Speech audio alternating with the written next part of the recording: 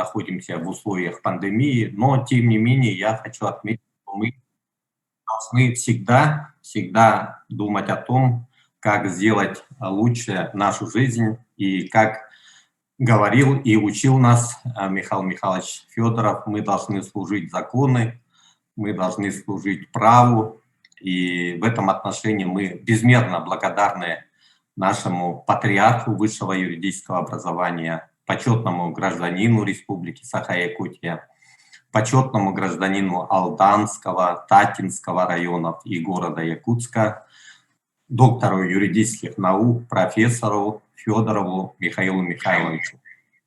Ну, от себя добавлю, что я очень счастлив тем, что был его учеником и коллегой, поскольку я с 84 по 90 год учился в стенах Якутского госуниверситета и под его руководством подготовил свой дипломный проект, который назывался «Политика. Правовые аспекты повышения статуса Якутской АСР», который я защитил в мае 1990 года. Также хочу отметить, что по его настоянию с 1994 года решением ученого совета Якутского госуниверситета во главе с тогдашним ректором Василием Васильевичем Филипповым я был избран заведующим кафедрой правоведения. Это была тогда единственная кафедра. И мы гордимся то, что с Михаилом Михайловичем разработали концепцию развития юридического образования в Республике Саха-Якутия на период до 2000 года, которая была утверждена ученым советом университета, явилась таким базовым документом, и он имел такое логическое, успешное завершение, поскольку в 2000 году у нас в университете уже образовался самостоятельный юридический факультет. И первым деканом была Альбина Афанасьевна Степанова, кандидат юридических наук, доцент. Кстати, я ей благодарен, что она меня тоже учила, так сказать, вопросам конституционного права. И хочу также отметить, что вторым деканом был Петр Васильевич Гоголев, порядка 14 лет. Сегодня он председатель Госсобрания Илтумен. Также хочу отметить, что сегодня деканом является Арум Румович Чушницкий, кандидат юридических наук, доцент. Но я хочу сказать о том, что университет наш готовит прекрасных специалистов, и сегодня наши выпускники работают в различных отраслях экономики нашей республики. Ну и хотел бы подчеркнуть то, что мы, являясь учениками Михаила Михайловича Федорова, выступили также с инициативой издания книги о его жизни и деятельности.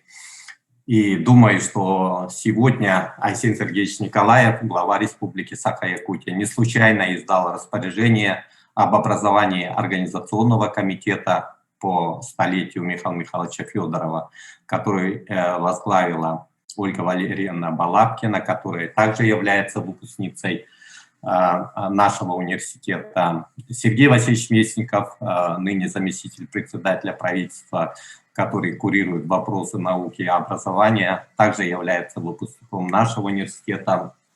Павел Владимирович Иванов, министр имущественных и земельных отношений, также выпускник. Алексей Прокопьевич Дичковский, заместитель генерального директора акционерной компании «Алроса».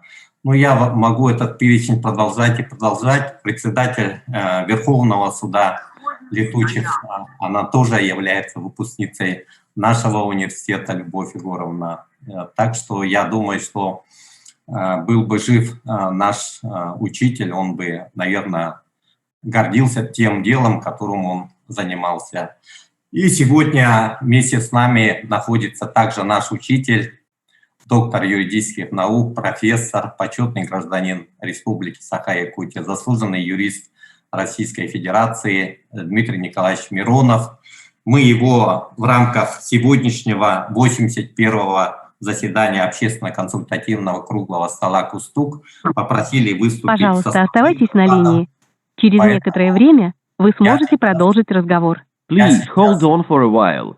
You will be able to continue the conversation soon. Передаю слово Пожалуйста. уважаемому Дмитрию Николаевичу Миронову. Пожалуйста, Дмитрий Николаевич.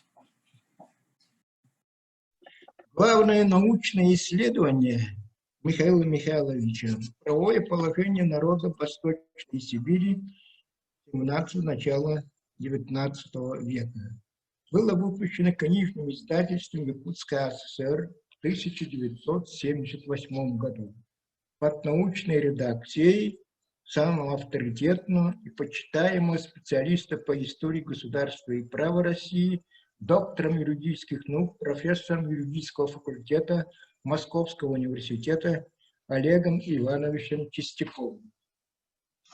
Михаил Михайлович в рамках своего исследования выделял 3 этапа развития общественных отношений в Якутии. Первый связывал с господством отношений, основанных на сборе дани. Второй – это время взаимодействия русско-феодального способа производства и производства общественных институтов народа Восточной Сибири. Третий этап – приоритет способа производства Российской империи.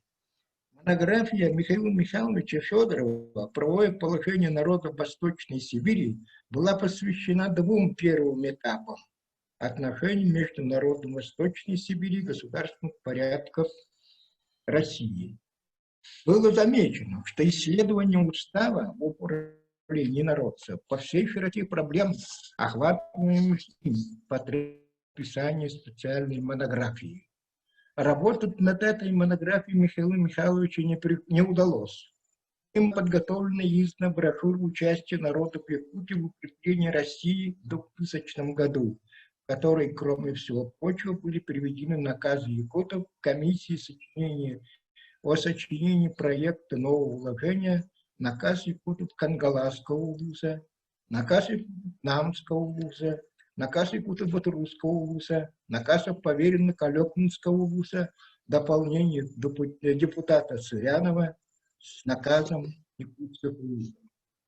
Творчество Михаила Михайловича Федорова, как исследователя, особое место занимает работа, направленная на рассмотрение проблем образования Якутской АССР, советской государственности Якутии и государственной республики в составе Российской Федерации. В трудах Михаила Михайловича прослежено развитие взглядов Владимира Ильича Ленина и Иосифа Виссарионовича Сталина в вопрос автономии. Подчеркнуты особенности их подходов к этим проблемам до и после революции 17 года. При этом показывает преемственных взглядов, особо подчеркнул тот факт, что тот и другой в целом никогда не ставили преград малочисленным народам на реализации их желания иметь автономию и работать над ее образованием.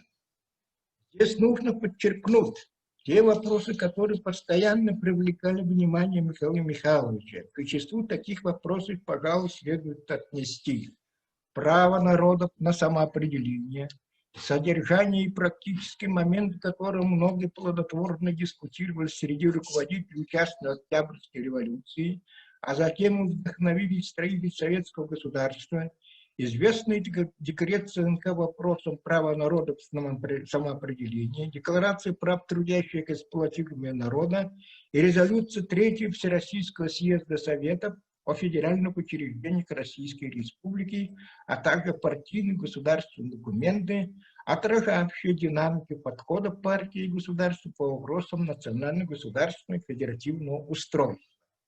Роль Амосова, Слепцова, Юнского, Баракова и других руководителей Якутии, якутской партийной организации, Якутской АССР в распространении и укреплении идеи об автономии Якутии, образовании Якутской АССР и обеспечении ее социально-экономического развития. Образование Якутской АССР как выражение развития государствообразующего процесса, нарастание структуры и инфраструктуры публичной власти, народной инициативы первых лет советской власти в Якутии, представительные собрания, а также съезды Советов в связи с возможностью реализации пути идеи автономии по самоопределению и формированию учредительной власти в Якутии. Тенденции развития образования Якутской АССР как государствообразующего процесса, расширение прав автономных республик, социальное и культурное развитие населения, распространение образования среди населения региона, нарастание производственно-хозяйственного бюджета и финансового потенциала региона, признак риск советской автономии. Отказ от статуса Якутской ССР, утверждение легитимации конституционного правового статуса республики в составе Российской Федерации, конституционно-правовой статус Республики Саха-Якутия, создание РСФСР и Союза СССР, распад СССР, исторические трагедии XX века. Федеративный договор от 31 марта 1992 года, Конституция Российской Федерации 1993 года, качественное обновление российского федерализма, государственного суверенитета Российской Федерации, постановление Конституционного суда от 27 июня 2000 года номер 10П. Проблемы становления, укрепления Содружества независимых государств.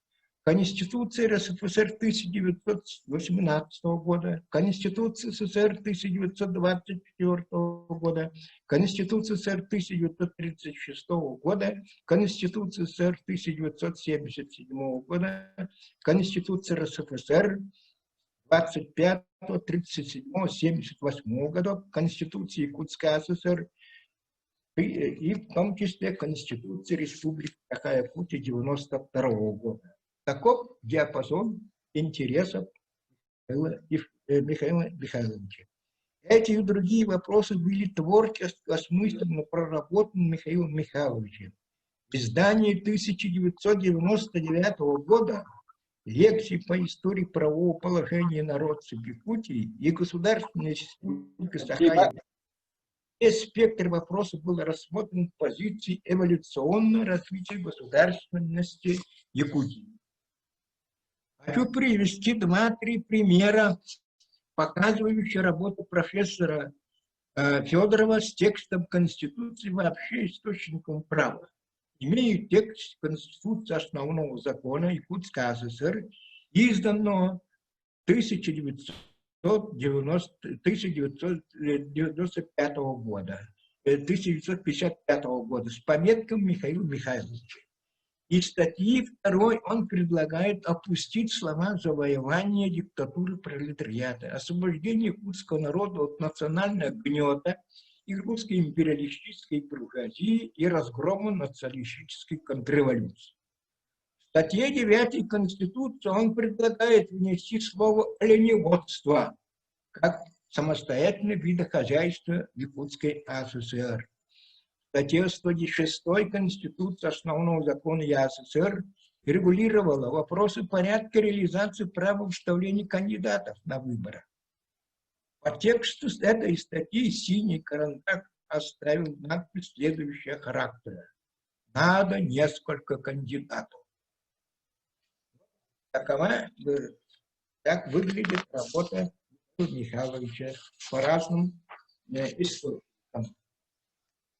Михаил Михайлович, обращаясь к истории российского государства, не мог обойти вопросы по развитию российского права. Следовательно, он в своих исследованиях не пренебрегает и данным относительно обычного права народа Восточной Сибири.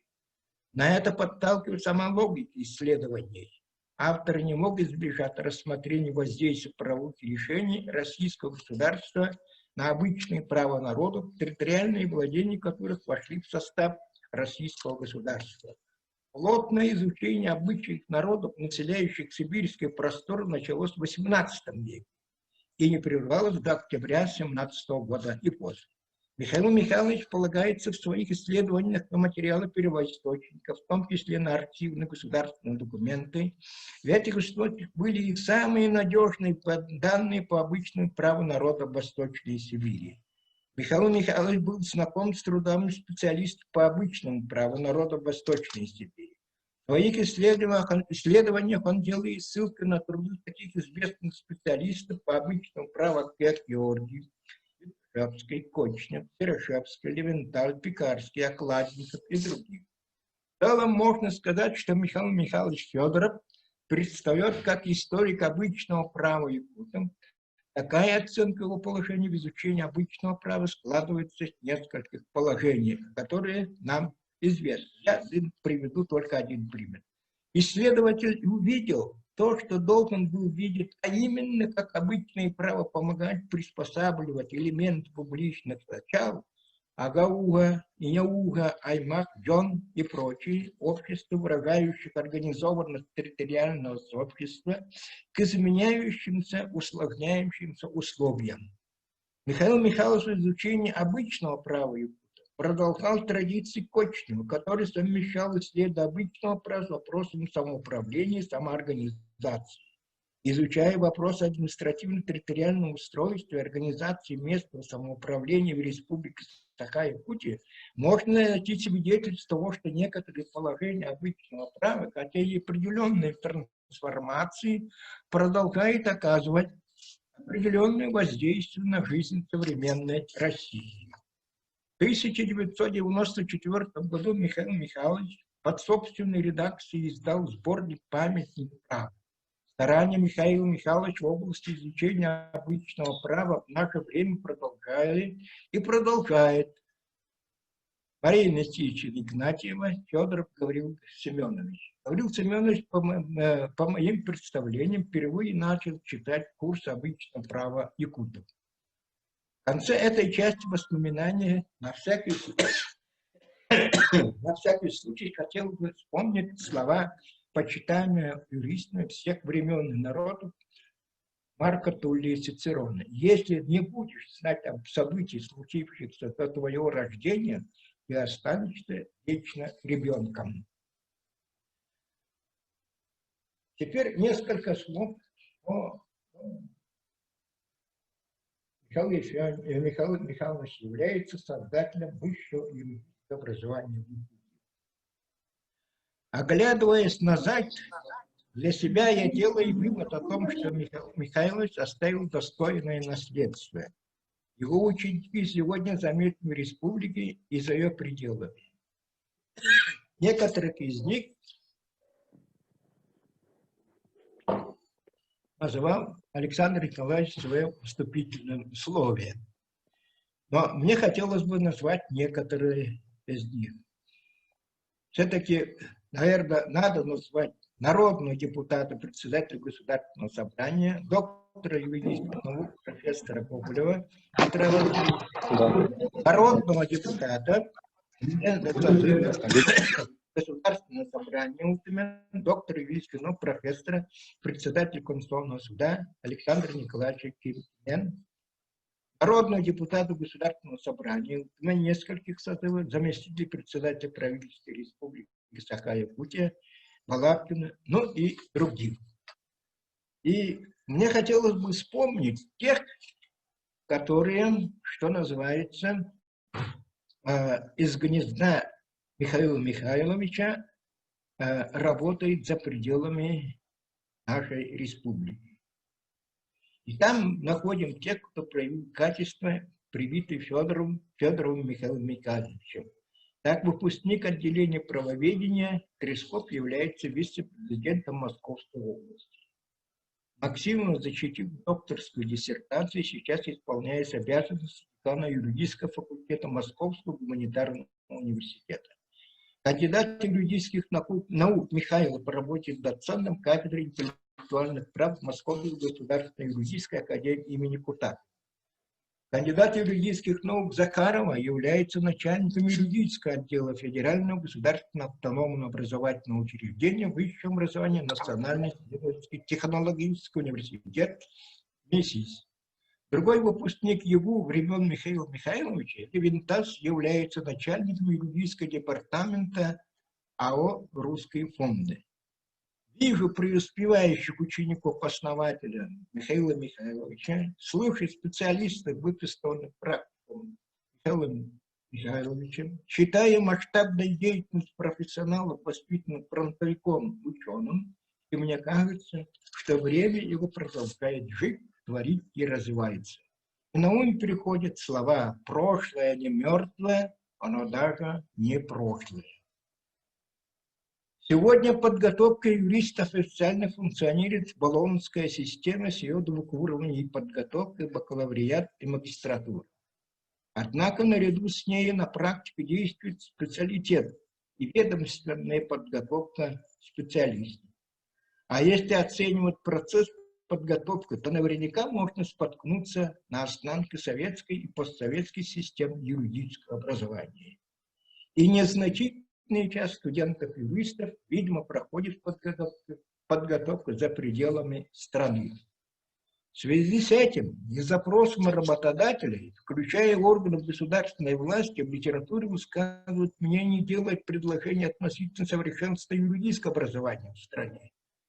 Значительно известно получил подход судьи Конституционного суда Российской Федерации Бондаря, исходя из посылки о том, что российское юридическое образование является конституционной ценностью и связано с обеспечением национальной безопасности. Он предлагает выделить 3 модели подготовки юристов: охранительную, цивилистическую и конституционную.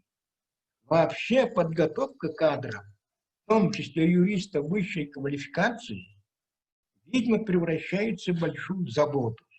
Сейчас важно, чтобы выпускник был подготовлен на все 100%. На доучивание и наработку практики уже нет времени. Многоязычная сфера – простая необходимость.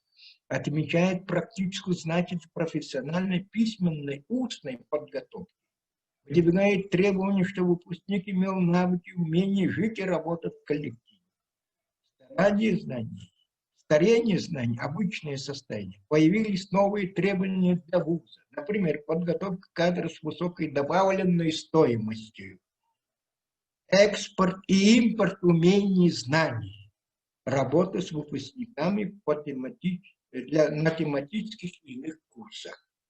Можно надеяться, что совершенство высшего юридического образования в Якутии и улучшение профессиональной подготовки юристов и дальше будет учитывать наследие Михаила Михайловича. Вспоминаем многочисленные наши обмены мнением по вопросам высшего юридического образования в Якутии с Михаилом Михайловичем.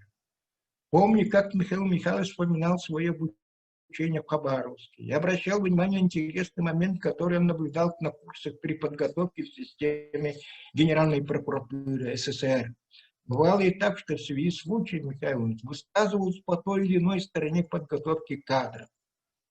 Упрощая мысли Михаила Михайловича, свидетелем высказывания, которых мне приходилось быть, можно резюмировать следующее.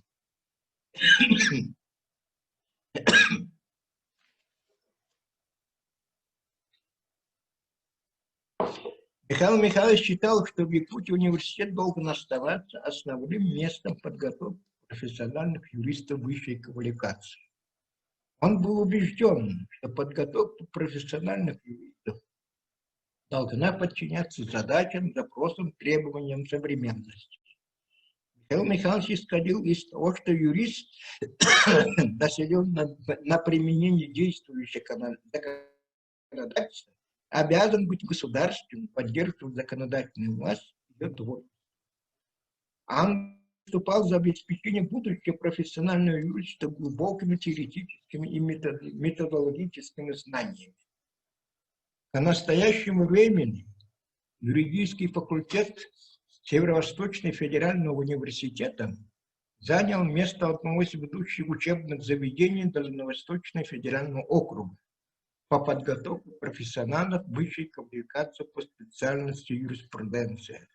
Перспективы развития юридического факультета представляются полнонадежными. На факультете сложилась необходимые хорошие традиции, обеспечен творческая преемственность, квалификация и мастерство профессор-преподавательского состава гарантированно растут. Студентам, обучающимся на факультете, обеспечена обстановка взыскательной доброжелательности, их творческим усилиям оказывается необходимая поддержка.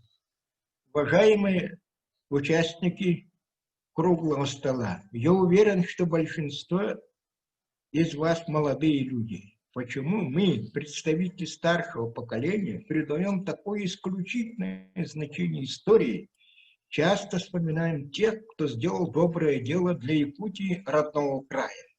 Конечно, мы отдаем дань уважения, платим за хорошие дела хорошим воспоминаниям. Но есть и другая сторона. Якутия, как все части региона и субъекты России, да и в целом наша страна, вступаете в эпоху огромных перемен, которые по техническим возможностям будут решительными, возможно, даже оглушительными.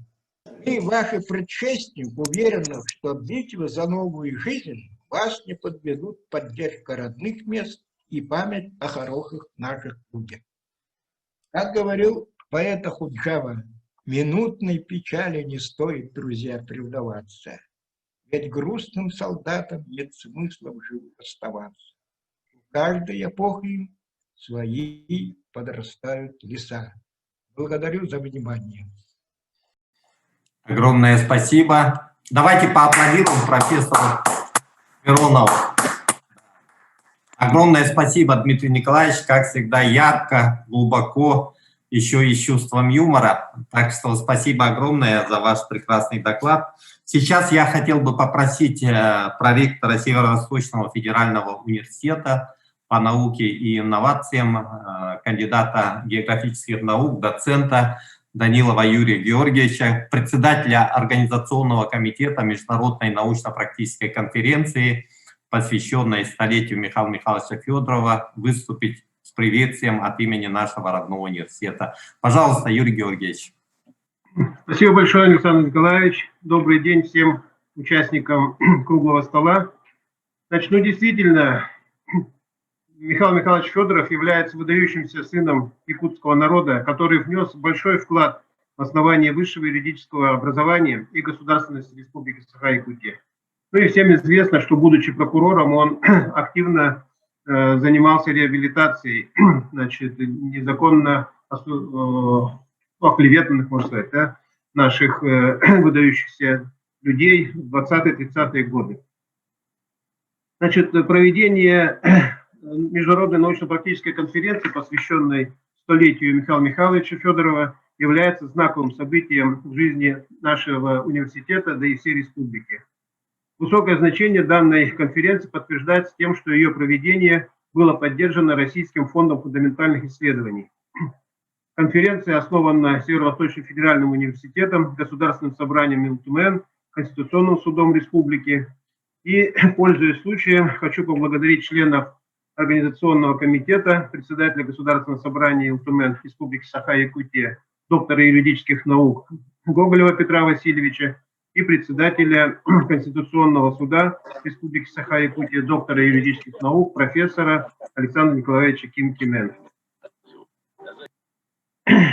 Значит, в работе конференции приняли участие большое количество участников. Каждый день, вы знаете, что уже третий день работает конференция, значит, каждый день более 200 участников, так? Несмотря на такую ситуацию с пандемией и так далее. Но, тем не менее, вот оказывается, все-таки онлайн проведение конференции имеет и свои плюсы.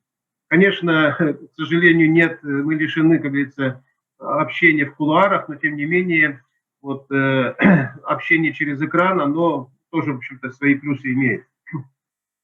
В работе конференции, значит, были проведены мастер-классы для студентов, магистрантов, аспирантов, действующих сотрудников правоохранительных органов. Также были проведены круглые столы с участием представителей руководящих органов республики. Значит, в работе конференции приняли участие и зарубежные коллеги из Франции, Финляндии, Соединенных Штатов Америки, Австрии. Завтра ожидается, так, участие из Австрии.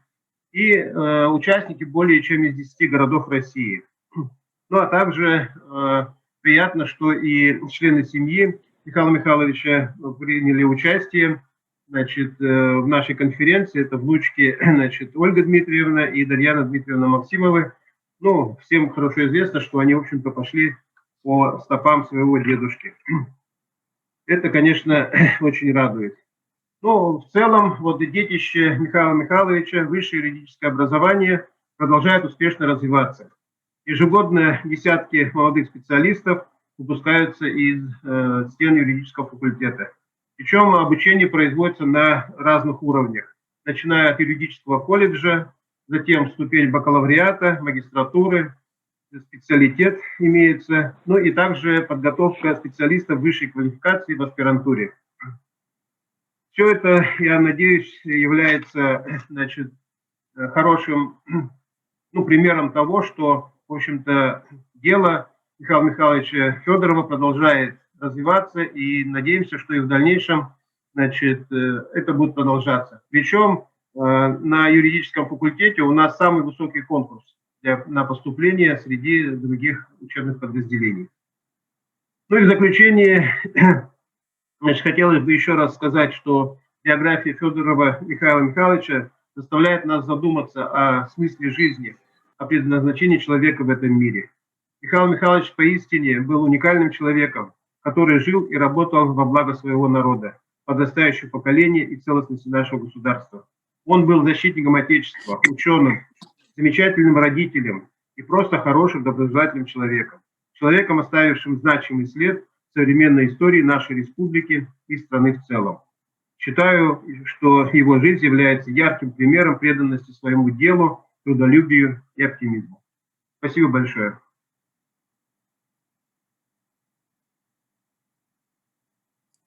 Юрий Георгиевич, я должен сказать огромное спасибо в целом ректору Анатолию Николаевичу. Благодаря вот активной позиции, вот выиграли грант 1 000 000 рублей, да, под вашим руководством подготовлена хорошая научно-практическая конференция, в которой мы все соучаствовали. Ну, и за ваши добрые слова, я надеюсь, что конференция еще продолжает свою работу. Завтра у нас состоится пленарное заседание, и те люди, которые интересуются, могут в YouTube просмотреть все это в реальном режиме времени. Большое спасибо, Юрий Георгиевич. Сейчас разрешите, вот с учетом времени, предоставить слово Семенову Альберту Никандровичу, председателю Якутской городской думы, для приветствия, поскольку Михаил Михайлович Федоров был ярким человеком, гражданином, он почетный гражданин города Якутска, ну и всю жизнь проработал вот в долине Туймада. Пожалуйста, Альберт Никандрович, вам слово. Большое Подготовиться спасибо. к Крестьяну Куприянову. Добрый день, уважаемые коллеги, друзья, уважаемый Александр Николаевич. Очень рад сегодня присутствовать на 81-м заседании общественно-консультативного круглого стола «Кустук». Хочется выразить отдельные слова благодарности Александру Николаевичу Кинкимену за приглашение на очень важное и нужное мероприятие, посвященное столетию со дня рождения Михаила Михайловича Федорова. К большому сожалению, лично с Михаилом Михайловичем я не был знаком. Вместе с тем, плоды его труда, я как председатель Якутской городской думы, представительного органа нашей столицы, впрочем, как и вы все, ежедневно наблюдаем в нашей работе на благо нашей республики и нашего города. Хочется особо отметить личную роль Михаила Михайловича в разработке нормативных правовых актов, направленных на экономическое развитие и развитие государственности в целом. Тут, конечно, стоит сказать о его активной и действительно успешной деятельности в разработке проектов союзного договора, а затем и федеративного договора, а также подготовке проекта новой Конституции Российской Федерации, защищающей права республик, ну, вернее, защищавшей права республик Российской Федерации. Вот правильно сказал Александр Николаевич, Михаил Михайлович был удостоен звания почетный гражданин города Якутска. Это, конечно, о многом говорит и о том большом вкладе, который он сделал в развитие города Якутска. Ну и мы, конечно же, для нас это очень большое событие, столетие со дня рождения Михаила Михайловича Федорова. И поэтому, ну, я хочу всем участникам круглого стола пожелать провести этот круглый стол интересно и с пользой, ну, впрочем, как и всегда. Большое спасибо за внимание. Огромное спасибо, Альберт Никандрович. Я желаю вам и всем депутатам Якутской городской думы хорошей и эффективной работы во благо горожан. Конечно, сейчас период времени очень сложный, но тем не менее мы надеемся, что общими усилиями сможем преодолеть это трудное время. Большое вам спасибо. А теперь я предоставляю слово для содоклада представителю молодого поколения, студенту 4-го курса юридического факультета Северо-Восточного федерального университета, стипендиату стипендии, именной стипендии президента Российской Федерации, а также именной стипендии имени Анатолия Собчака, человеку с особой такой активной жизненной позицией, резиденту бизнес-инкубатора, дистанционному резиденту IT-парка, Крестьяну Евгеньевичу Куприянову. Крестьян, пожалуйста, вам слово. Здравствуйте, спасибо большое за представление. Это большая честь для меня выступать на таком круглом столе. И хотелось бы здесь сказать пару слов о том, что необходимо, очень важно знать историю вообще своих корней. Да? То есть все юристы, да, в Якутии, наверное, должны знать и понимать историю того человека, который строил высшее образование в нашей республике. Это мы можем сказать, сравнив с деревом. То есть дерево, оно у нас растет только лишь тогда, когда у него есть крепкие корни, крепкая база. Так и здесь. Каждый юрист, который обучается в случае так и с деревом, необходимо понимать свои корни. Так и Михаил Михайлович Федоров заложил основы юридического образования в нашей республике, и это юридическое образование было построено во многом благодаря ему. И Михаил Михайлович был человеком с удивительной биографией, то есть я внимательно изучил биографию Михаила Михайловича и был буквально удивлен тому, какая многогранная личность была у него. Во многом, да, это человек, который реализовал себя в различных ипостасях. И действительно, то, что ему предстояло пройти, повлияло на всю нашу республику, на формирование высшего образования. И если говорить о его биографии, то он родился 21 ноября 1920 года и в Татинском УУСе, и во многом с самого начала жизненного пути жизнь встретила его, безусловно, определенными трудностями, с которыми сталкиваемся все мы. И он начинает работу, да, счетоводом колхоза, да, в родном наследии. И даже вот именно с того времени он начинает преподавать в ликбезе. То есть я думаю, что во многом именно тяга, да, возможно, к сфере образования заложилась именно тогда. То есть человек уже тогда стремился ликвидировать безграмотность среди населения. Его биография, да, то, что он обратно возвращается в Якутию и начинает свою работу командиром-инструктором. Вот. И вот общество содействия, да, авиации, ну и химической промышленности Якутской ССР. Ну и вот во многом, да, здесь начинается его работа во благо общества в виде прокурора. Работал он помощником прокурора Намского района, прокурором Усть-Алданского, Алданского и многих других районов республики, во многом, да, тем человеком, который надзирал за законностью и порядком в нашей республике. Вот. Ну и в конце концов он стал прокурором Якутской ССР. Далее, да, вот можно сказать, достигнув выдающихся успехов в этой сфере, он пошел в сферу науки и стал кандидатом юридических наук в 1968 году, да, и защитил диссертацию кандидатскую, и в последующем работал уже в сфере науки, и в 1980 году стал первым, да, доктором юридических наук из якутского народа. Вот. Ну и во многом здесь мы можем проследить тот факт, что он ведет активную преподавательскую деятельность в Якутском государственном университете, то есть передавая те знания, которые, допустим, он смог добыть да, будучи вот кандидатом, и тот опыт, который он получил, будучи прокурором.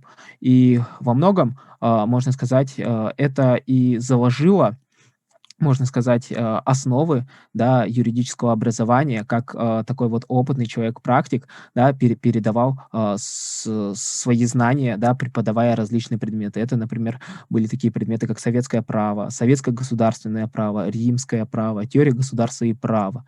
И во многом, да, он также изучал и специфику права Якутии, правовое положение народов Якутии, и во многом это тоже было достаточно интересным, что как раз-таки правовое положение народов, оно даже в качестве отдельной дисциплины изучалось. И в конце концов, да, им было опубликовано, да, более 260 научных и печатных трудов, что является достаточно большой цифрой и говорит вообще в целом о широте взглядов Михаила Михайловича и о том, действительно, что это был многогранный человек.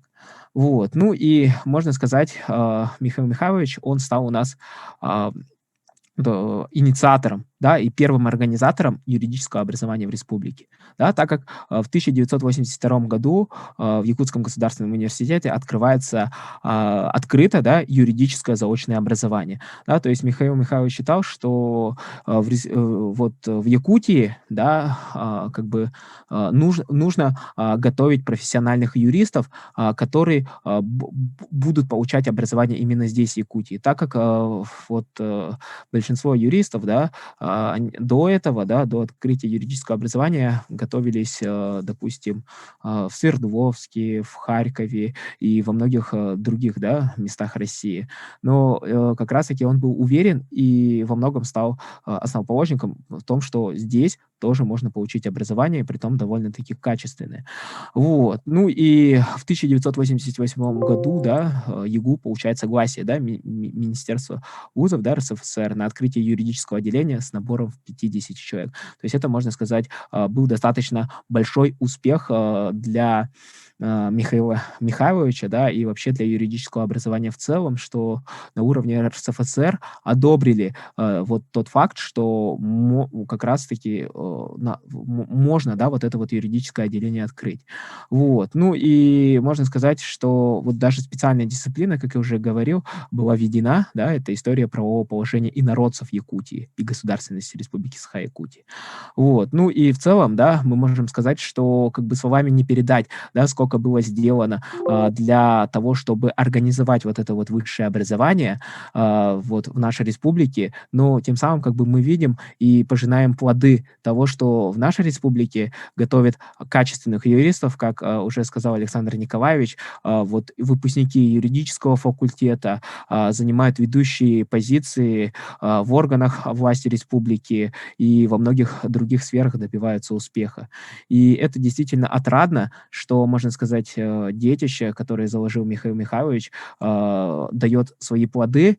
И я думаю, что студенты, да, вот и вот в юбилейную дату должны, можно сказать, знать, да, биографию Михаила Михайловича. И каждый год проводится, допустим, чтение, да, федоровские чтения, посвященные Михаилу Михайловичу, где, допустим, происходит, можно сказать, то, что ребята, да, исследуют те или иные проблемы и защищают их, допустим, перед научным жюри, да, для того, чтобы показать, да, свои научные исследования, которые в последующем тоже могут стать научными работами, вот, и которые важны очень сильно для общества в целом.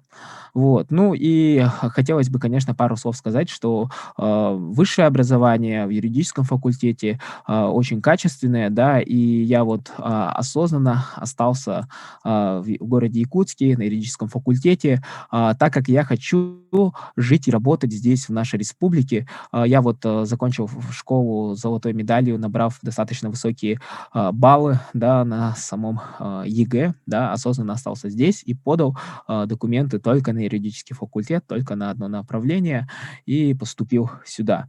Вот. Так как я в будущем желаю, да, быть полезным именно в нашей республике, можно сказать, тем человеком, который тоже хотел бы развивать образование здесь, приносить определенную пользу, да, то есть я считаю, что если человек рождается в определенном месте, то он должен как бы там оставаться, жить, работать для блага своей родины. Вот, ну на этом, можно сказать, мой доклад, наверное, завершится, да, если у вас будут какие-то вопросы, то я был бы рад ответить, ну и вообще в целом как бы приглашаю, наверное, всех к обсуждению. Спасибо большое за уделенное время, и буду открыт к обсуждению. Спасибо всем за внимание.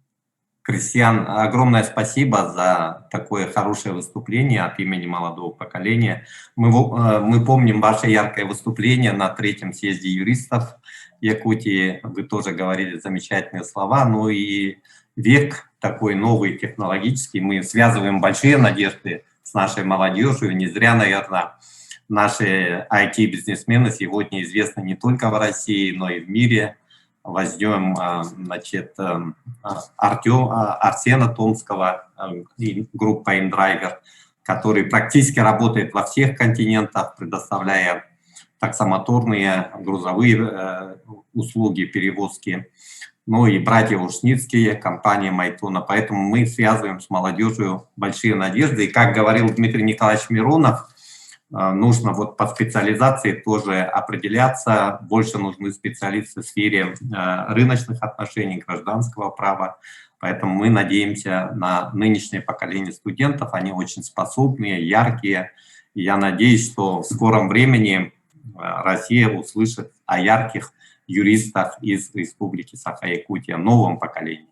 Но сейчас я хотел бы отметить, что Михаил Михайлович Федоров уделял особое внимание вопросам развития государственности Республики Саха-Якутия. И вы знаете, что с принятием декларации о государственном суверенитете, которая у нас состоялась 27 сентября 1990 года, с принятием новой Конституции Республики Саха-Якутия 4 апреля 1992 года и вступившей в силу 27 апреля 1990 года, именно в день 70-летия образования Якутской АСР. И там подпись стоит Климента Егоровича Иванова, почетного гражданина Республики Саха-Якутия, человека, который был народным депутатом СССР, человека, который был председателем Совета министров Якутской АСР, а затем, после Михаила Ефимовича Николаева, когда он стал первым президентом, возглавил Верховный Совет Республики 12-го созыва, который мы величаем легендарный созыв. Поэтому, Климент Егорович, мы вас видим, пожалуйста, предоставляем вам слово. Скажите свое слово о Михаиле Михайловиче Федорове. Включите, пожалуйста, сначала микрофон, у вас он выключен. Мы вас видим хорошо, а микрофон надо включить.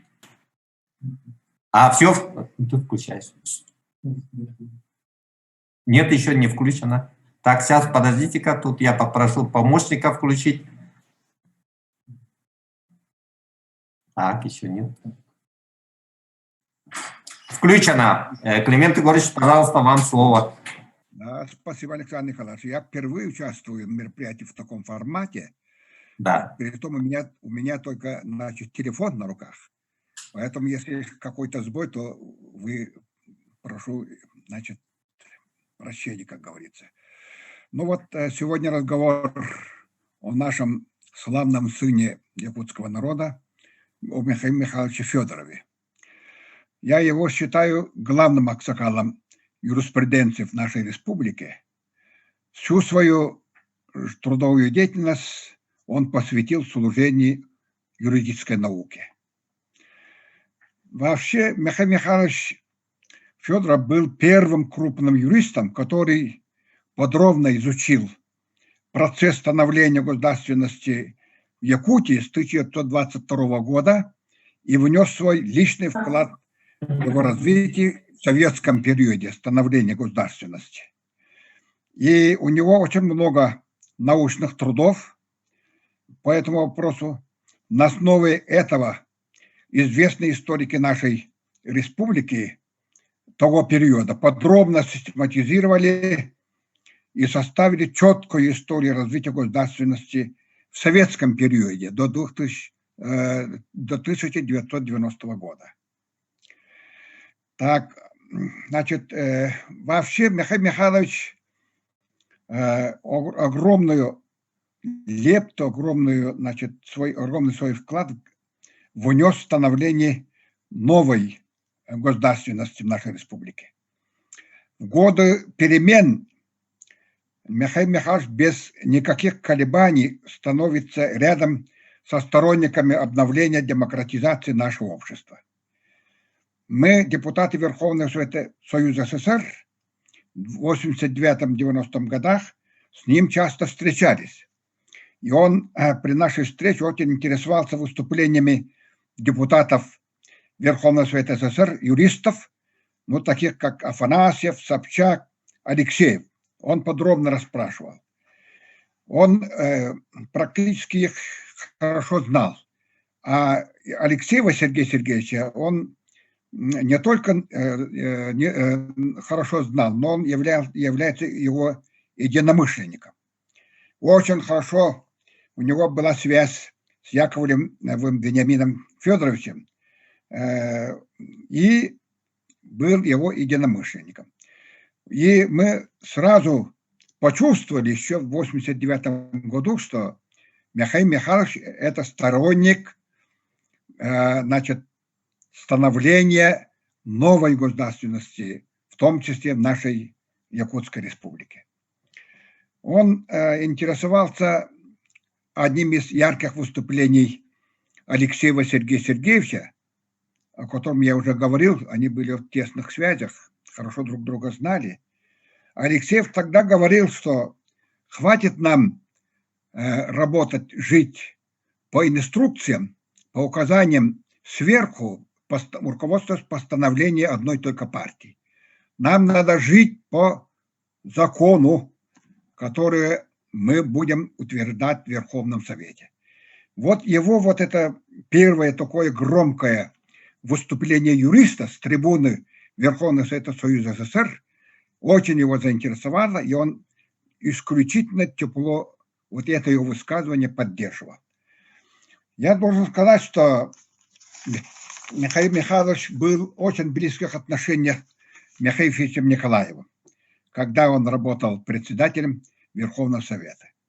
Часто Михаил Ильич с ним консультировался, часто они встречались, и практически он, Михаил Михайлович, стал для Михаила Ильича и для всего Верховного Совета 12-го созыва юридическим консультантом.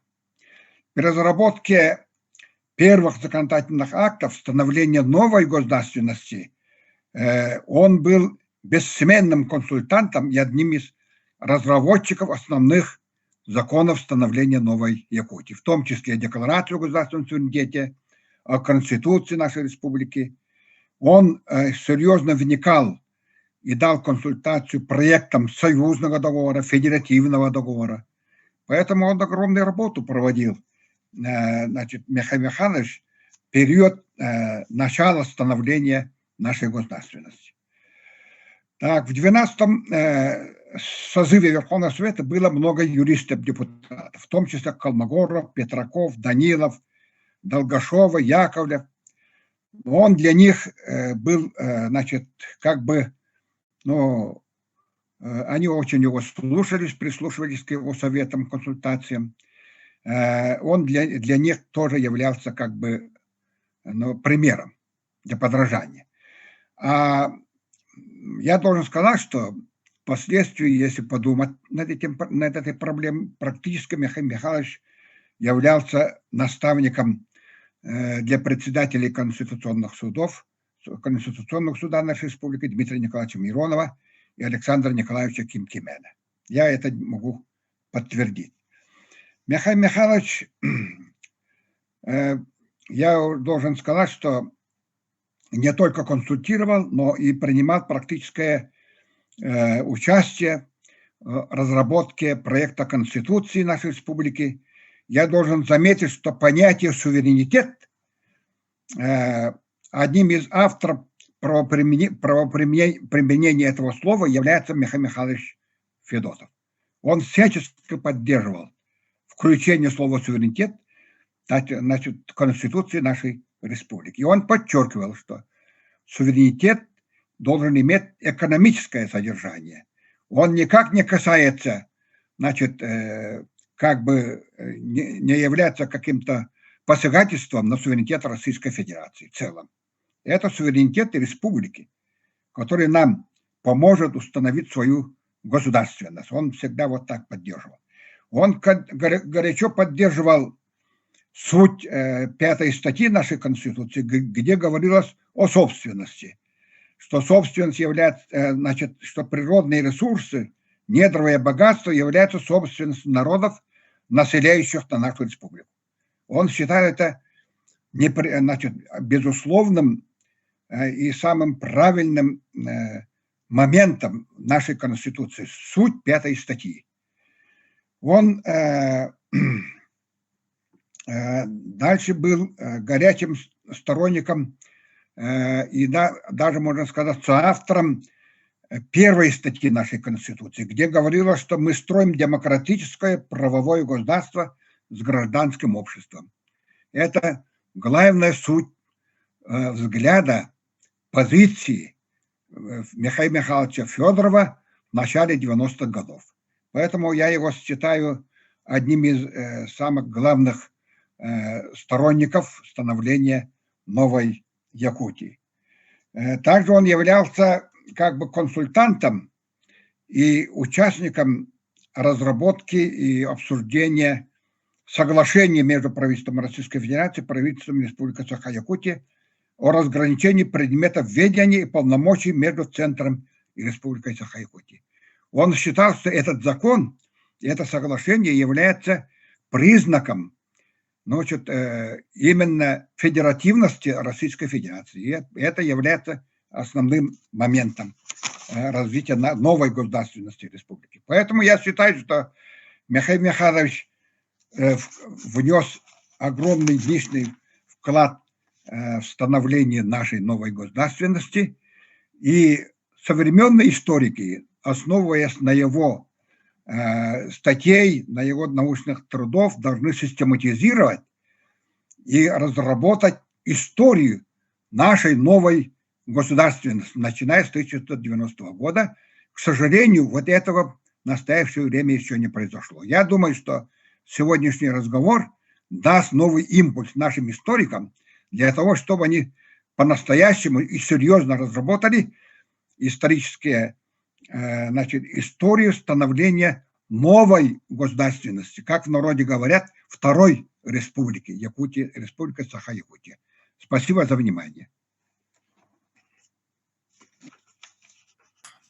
Климент Егорович, я вам искренне благодарен за то, что вы подключились. И я хочу вас поздравить с тем, что вы первый свой опыт приобрели в Zoom.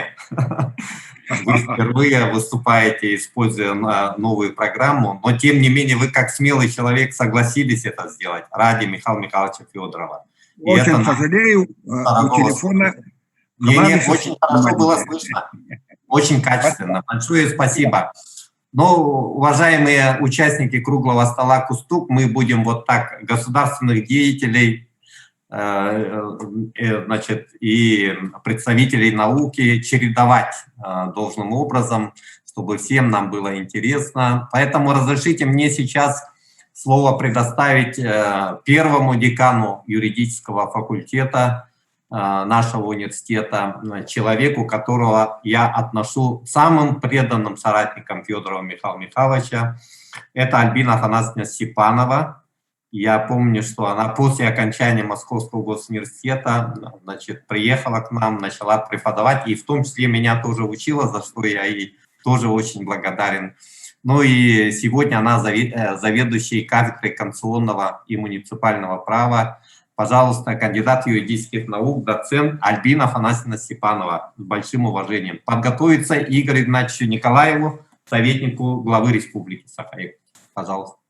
Благодарю Александра Николаевича за приглашение и за предоставленное слово.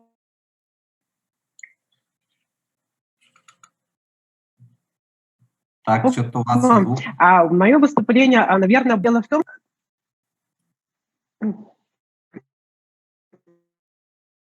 Да, это вот, к сожалению, я хотела высказаться в двух ключах. Во-первых, Михаил Михайлович, как мой руководитель, как мой непосредственный первый начальник, когда я поступила на работу.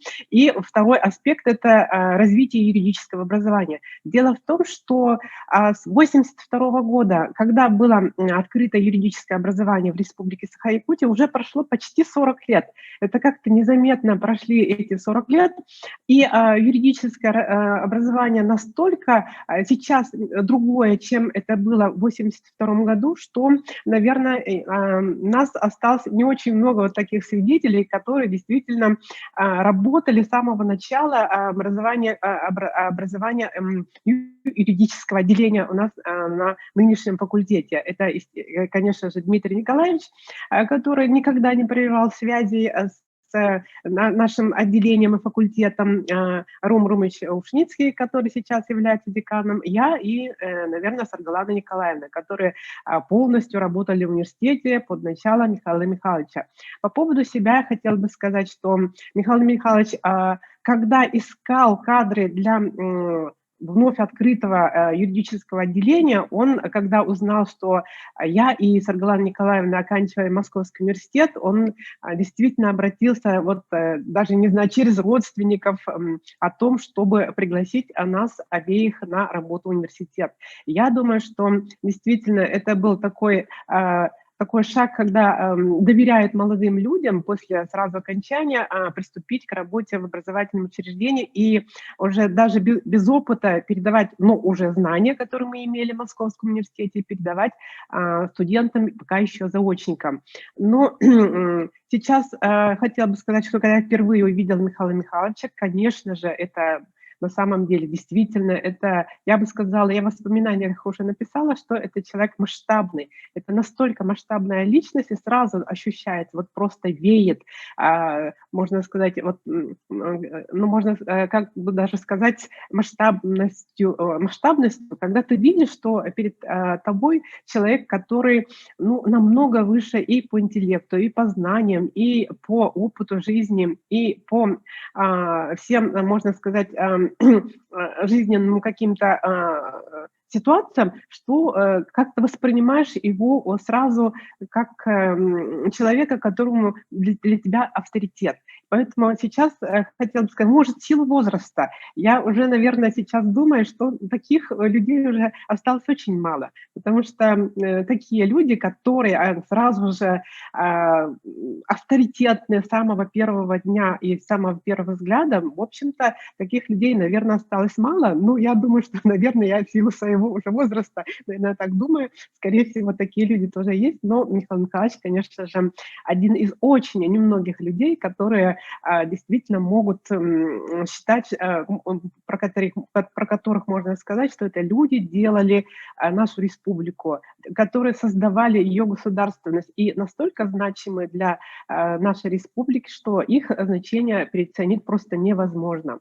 Но говоря о юридическом образовании, я бы хотела сказать, потом, после Михаила Михайловича я стала первым деканом, и я поняла, когда мы создавали юридический факультет, насколько был труден путь Михаила Михайловича к открытию вообще отделения.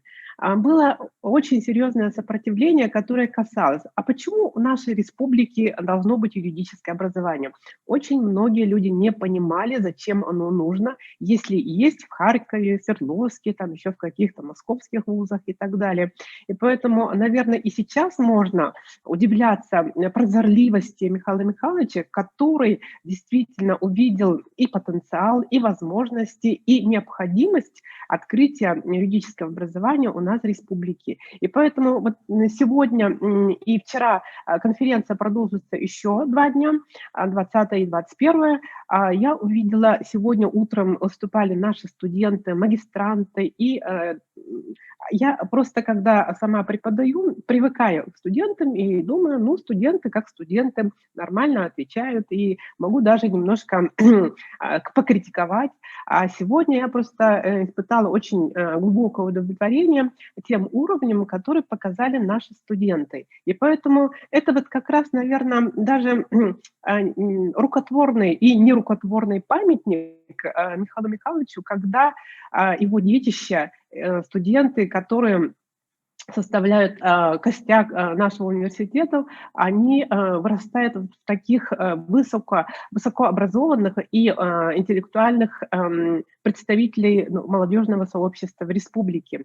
И поэтому хотела сказать, что несмотря на то, что сейчас юридическое образование и как в целом образование переживает период различного рода преобразований, я думаю, что те семена, которые были заложены Михаилом Михайловичем еще почти 40 лет назад, они уже дали такие очень хорошие всходы и будут продолжать отдавать еще дальше. Ну, буквально два слова о развитии юридического образования. Я прошла этот путь уже практически уже 30 с лишним лет, и надо сказать, что усложняется и усложняются подходы к образованию.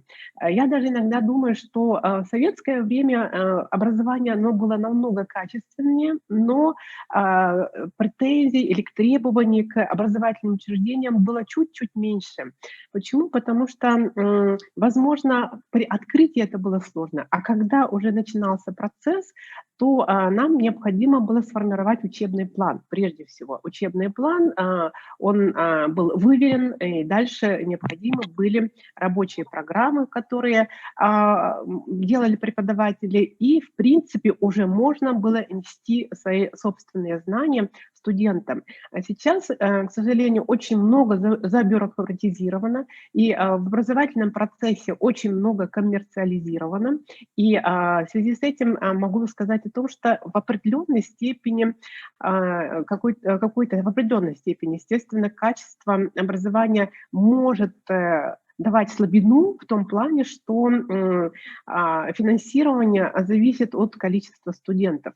Если вот в качестве примера приведу, в 1988 году, когда поступили первые очные студенты на очное отделение, их было 25, а закончили всего 14. То есть произошел определенный естественный отбор, и вот эти 14 студентов, ими действительно мы гордились, и эти студенты первые, они стали первыми, так скажем, ласточками, и уже и сейчас им уже много, так скажем, у них много заслуг, они занимают очень серьезные должности, и они, в общем-то, пронесли, можно сказать, знамя нашего юридического факультета нынешнего очень высоко и несут. А дальше поступали также где-то приблизительно 25 и 30 студентов, и они были на самом деле очень серьезно подготовлены еще в школе. А вот почему я говорю о коммерциализации? Потому что сейчас можно на платных условиях принимать студентов, а дальше теперь уже третий этап коммерциализации пошел, который касается того, что уже количество преподавателей, к сожалению, привязано к количеству студентов. Вот такие определенные реформации происходят, это не самое лучшее. Но можно говорить о хорошем. Хорошее – это то, что происходит определенной степени глобализация, и, соответственно, интернетизация, и студенты у нас начинают приобретать очень много компетенций. Сейчас мы говорим о том, что юридическое образование и в целом образование должно обеспечить определенные компетенции. Ну, на первый взгляд, вроде бы зачем прописывать и так далее компетенции. Но, тем не менее, компетенции – это те знания, навыки, умения, которые должен приобретать студент-юрист, когда он станет выпускником. Вот эти компетенции достаточно хорошо определены в государственных образовательных стандартах, и я думаю, что эти компетенции наш факультет в полной мере и в полном объеме дает нашим выпускникам, о чем только что говорил студент 4-го курса, который говорил о том, что действительно хорошее знание передается нашими преподавателями в нашем университете. И в связи с этим, конечно же, хотела бы все-таки еще раз вспомнить Михаила Михайловича Федорова, который еще, как я уже сказала, 40 лет назад задумался о том, что нашей республике нужны были юридические кадры, выращенные в собственном университете. И поэтому я волнуюсь немножко, и поэтому, наверное, на это я завершу свое выступление. Благодарю Александра Николаевича за представленное слово.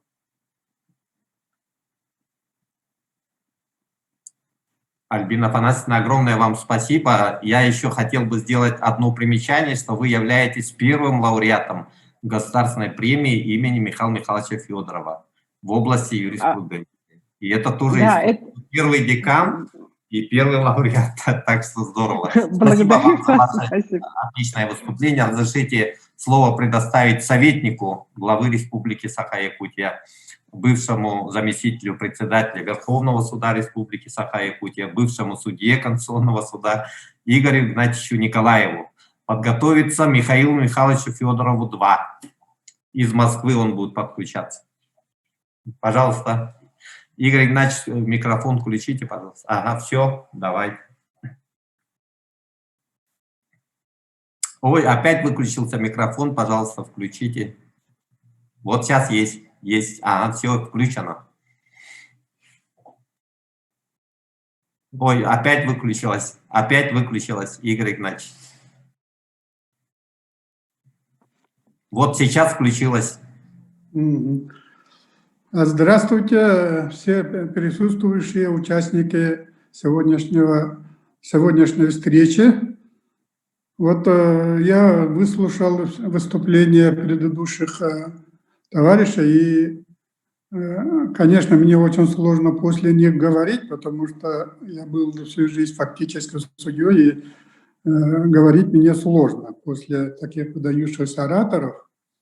И мне вот сразу, когда выступал Дмитрий Николаевич, он сказал о предназначении Михаила Михайловича, и мне вспомнился давнишний случай, когда один мой такой уважаемый коллега выступал на юбилее достаточно известного юриста нашей республики.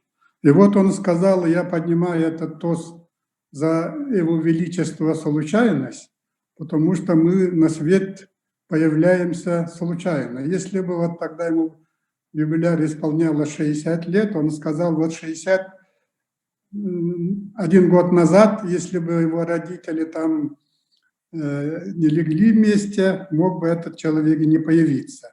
Ну тогда мне так речь была красивая, но внутренне я не согласился, потому что, может, и самому не захотелось быть человеком, случайно появившимся на этот свет. И о какой случайности можно говорить в отношении появления на свет, в отношении Михаила Михайловича Федорова. Потому что люди такого масштаба, как Михаил Михайлович, появляются уже заранее предназначенным своими миссиями. Да? И я считаю, что Михаил Михайлович именно тот человек, который свое предназначение, свою миссию фактически полностью выполнил. И я бы отметил 3 его ипостаси. В первую очередь, конечно, то, что он является первым ученым, и его трудами, его мыслями, заложенными в его трудах, пользовались очень многие начинающие юристы, в том числе и я. Я помню, как в 1973 году, когда я писал курсовую, отец мне подарил книгу Михаила Михайловича об государственности Якутской ССР, и я, пользуясь этой работой, получил отличную оценку в Харьковском юридическом институте. И кроме того, здесь, как отметили, может, вскользь отметили, но я очень большое значение его работе, когда он был прокурором республики, именно в отношении его работу по реабилитации незаконно осужденных наших великих людей. Может, это тема спорная, но я считаю, что одним из самых таких тяжких случаев, и которые препятствовали развитию, и которые до сих пор аукаются, да, является вот репрессии, которые фактически были надуманно организованы. В результате этих репрессий элита, воспитанная русскими и другими народами нашей страны, фактически была уничтожена. А народ-то, конечно, он изнутри себя тоже новых выдающихся людей выпускал, но этих людей следующие волны репрессий тоже уничтожали. И вот это как-то еще не до конца это изучено, если даже изучено, не воспринимается некоторыми людьми, которые считают, что репрессии, они были нужны, потому чтобы уничтожить классового врага и создать новое государство. И действительно миллионы людей были незаконно осуждены, и эти репрессии очень большой удар сделали, особенно по родному улусу нашего Михаила Михайловича, по Татинскому улусу. С одного улуса только было расстреляно и погибли в лагерях 152 самых лучших представителей этого района. Вот сейчас представьте, с какого-нибудь района вытащит самых лучших больше 100 человек и уничтожит, что останется в этом районе. Вот такая трагедия была в нашей истории. Не только в Якутии, а по всему Советскому Союзу. И Михаил Михайлович был первым прокурором и первым юристом облаченной властью, который открыто выступил против этого явления. И вот его работа по реабилитации незаконно осужденных наших выдающихся политических деятелей, наших выдающихся представителей интеллигенции якутской, это много значит. Тогда вот это Василия Копылова, когда его воспоминания читал, я вообще удивлялся и восхищался, каким надо было обладать силой воли, бесстрашием, чтобы, когда ему лично приглашал первый секретарь райкома, тогда тоже известный и действительно очень властный человек Семен Захарович Борисов, и запретил ему заниматься делом Алампа, чтобы по реабилитации. Михаил Михайлович, когда даже получил отрицательный приговор Верховного суда республики, он, минуя вот секретаря обкома, он добился через Генеральную прокуратуру и Верховный суд Российской Федерации оправдания и реабилитацию нашего этого великого писателя. И здесь надо тоже отметить, что он обладал действительно очень большими профессиональными знаниями, если он сумел убедить Генеральную прокуратуру, чтобы они оттуда внесли протест в Верховный суд Российской Федерации, добились оправдания и реабилитации нашего Алампа. И кроме того, Михаила Михайловича, вот у каждого народа бывают периоды, когда ему бросается вызов истории. В якутском народе в 20 веке первый вызов был это после Великой Октябрьской революции, гражданская война. Тогда якутский народ вышел тоже с достоинством и, главное, впервые в своей жизни, в своей истории, своей республикой, своей государственностью. Кельмен Огорович здесь полностью раскрыл, какую заслугу имеет Михаил Михайлович при создании образования второй нашей республики. Действительно, вот 90-е годы, когда рушился Великий Советский Союз, и когда вся страна по всем отраслям начала катиться, потому что начал работать механизм разрушения, и каждая республика, каждый субъект Российской Федерации должен был выплывать сам. В это время наша республика тоже с достоинством вышла с этого исторического вызова, и мы вышли не только с достоинством, мы вышли со второй своей республикой, действительно со своей государственностью новой, основанной на мировых демократических принципах.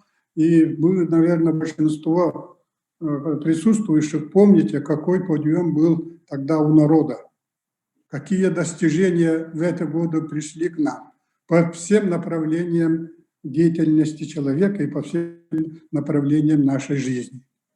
И именно тогда очень большую роль сыграли юристы, потому что там спор шел только на правовом поле. Там уже, как гражданскую войну с ружьем, там никто не призывал подняться, а наши юристы сумели отстоять вот те положения, которые уже были. Вот потому что даже после Татарстана второй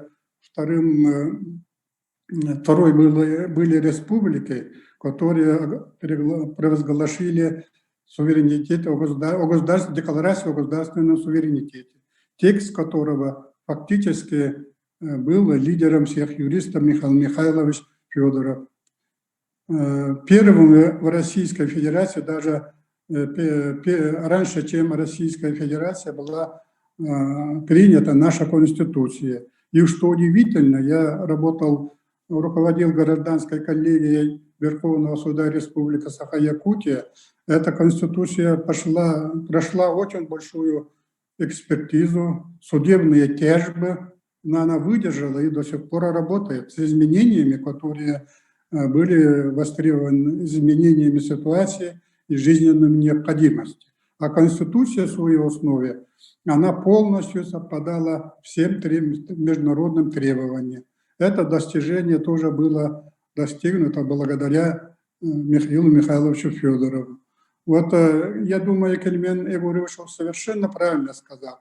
Историкам, юристам надо еще, но это, может, еще время не пришло, должны были полностью раскрыть, какая борьба развернулась на этом поприще, какие споры жаркие шли, как наши депутаты, как наши политические деятели, как наши руководители Михаил Ефимович Николаев, Кельмен Егорович Иванов и наши выдающиеся юристы Михаил Михайлович Федоров, Ларионов, Илларионов. Там многие наши юристы принимали участие в этих жарких спорах. И все-таки благодаря тем, что наши были первыми, и вместе с тем, что все действия были законными, правовыми, мы сумели создать ту республику, которую сегодня имеем. Вот это во-первых. А во-вторых, самое главное то, что он был зачинателем юридического образования в республике, мы все здесь услышали, это так и есть. Действительно, раньше готовили юристов только в центральных вузах, но это в основном только два юридических института, это Свердловский и Харьковский, выпускником Харьковского, которого являюсь я. Ну, когда здесь начало создаваться высшее образование, сперва заочное, потом очное, снобизм выпускников центральных вузов существовал. Это не надо отрицать, что Якутский университет не сможет настоящих высококвалифицированных юристов подготовить, потому что мы думали не только, большинство думали, что и качества преподавательского состава не хватит, но время показало, что вот юридическое образование, которое имеет, сыграло большую роль и играет, и в дальнейшем будет еще больше играть большую роль в нашей повседневной жизни. Уровень развития общества, уровень развития, например, народа оценивается, я думаю, не только простым количеством юристов, а их уровнем их подготовки. Потому что с развитием демократических ценностей главное действующим вот этим орудием являются правовые знания. Все споры ведутся только на правовом поле. Даже, может, здесь, может, не так выскажусь, но вот, например, почему во всем мире процветают евреи, да? Потому что у евреев на количество населения больше всех юристов во всем мире. Поэтому они очень сильны. И вот то, что мы сумели, и во главе Михаила Михайловича республика сумела создать при университете этот факультет, и сегодня эти выпускники университета во всех направлениях играют тоже, находятся в передовых позициях. Это большая заслуга Михаила Михайловича. Поэтому я думаю, что еще вот Михаила Михайловича, его заслуга перед своим народом, его выполнение своего предназначения будут еще изучаться и оцениваться с каждый раз с новой точки зрения. То, что Спасибо большое, Игорь Игнатьевич. Вот тут у меня еще 10 спикеров готовят. Спасибо. Да, поэтому заключение. Спасибо. Так, уважаемые коллеги, я хочу поблагодарить Игоря Игнатьевича не только за его выступление, но и за его прекрасную статью, которая опубликована в Татинском Улусе, в районной газете. И то, что вы даже его и не знаете, но степень преклонения перед авторитетом Михаила Михайловича, она действительно ощущается в вашем выступлении. И то, что вы сказали, оно достойно всяческой поддержки. Уважаемые участники круглого стола, давайте посоветуемся. Мы работаем уже 1,5 часа, а еще у меня тут идет запись. Люди все хотят выступать, но я не хочу никого обидеть. Поэтому у меня была бы просьба остальным участникам, которым я предоставлю слово, будем говорить, очень кратко выступить.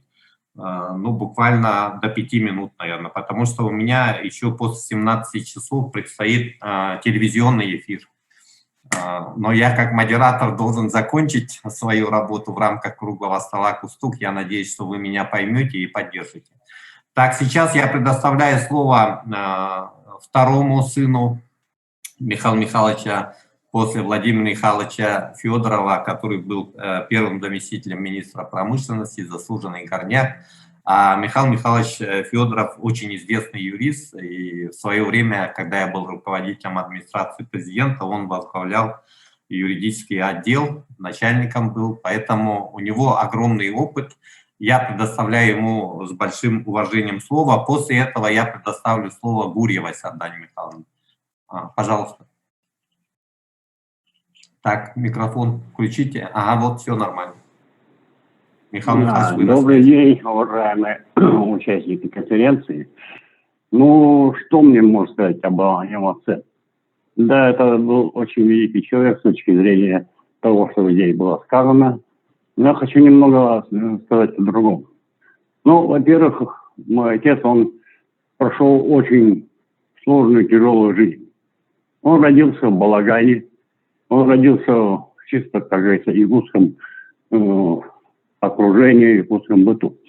Он прошел довольно большую жизнь и пережил войну, послевоенные годы, достиг пика, как говорится, расцвета социализма и застал уже новую Россию.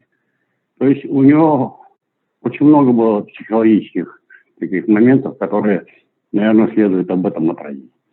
Во-первых, конечно, когда он был молодым, он был заряжен идеей, когда было очень много патриотизма, коммунизма, они верили в светлое будущее, шли вперед, воевали.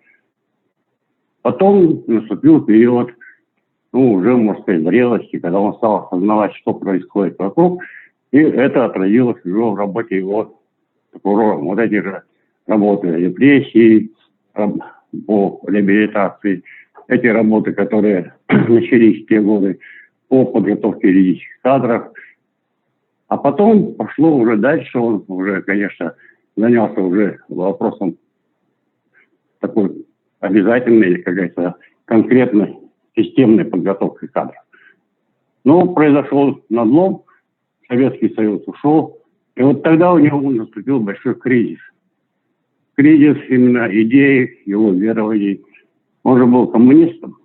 Вот тогда он как-то высказал, что все, во что он верил, рухнуло в один день, когда Советский Союз ушел. Но он себя не потерял тогда. Он начал работать дальше, но уже его конкретной целью было именно развитие республики. В целом, об моем отце можно сказать так, что это действительно был человек, который верил в светлое будущее, умел, как говорится, сформировать конкретную цель, умел его, как говорится, реализовать. Особо, наверное, могу подчеркнуть такой момент, что тут говорят о подготовке юридических кадров, но эта подготовка юридических кадров началась намного раньше, когда он был прокурором. До его прихода в прокуратуру юридические кадры, ну, скажем, готовились случайно. Где-то кто-то сам заканчивал, кого-то присылали, еще как-то. Много было приезжих, как всегда. Он начал целевую подготовку. Он договорился в Харькове, он договорился в Свердловске, и каждый год туда стали направляться люди из Якутии целевым образом. Поэтому вот, когда я уже начал работать, я столкнулся, что везде всюду, ну, уже зрелые, возрастные, ну, это все люди моего отца. Они все закончили по его направлению. И действительно, это были талантливые, способные товарищи. Но, конечно, уклон юристов того времени был своеобразный. Я их называю, как говорится, правоохранительный или уголовный. То есть мало кто из них соображал, что это гражданское право, мало кто понимал, что это государственное право. Они все не имели этого представления. И в этом плане, наверное, дед тоже правильно делал. Он тоже был, по сути дела, уголовным юристом, тем же самым. Но он делал прорыв, когда он начал писать диссертацию. Он написал диссертацию не по уголовному праву, не по гражданскому праву. Он написал диссертацию по государственному праву. И в этом смысле он в Якутии может считаться первым государственником, который осознал и описал, что происходило до того, как республика получила права республики, то есть до еще до революционного периода. Он описал уже в советское время, и до сих пор его книга, которая говорит о советской власти, становлении государственности, это единственная книга в Якутии, которая говорит об этом периоде. Ну, я лично могу сказать так, что мое мнение об отце, но оно двоякое, конечно. Как деятель, как ученый, это, конечно, один человек, как отец, несколько другой человек. Потому что в жизни несколько по-другому себя и велся. Но одно могу сказать, он работал всегда.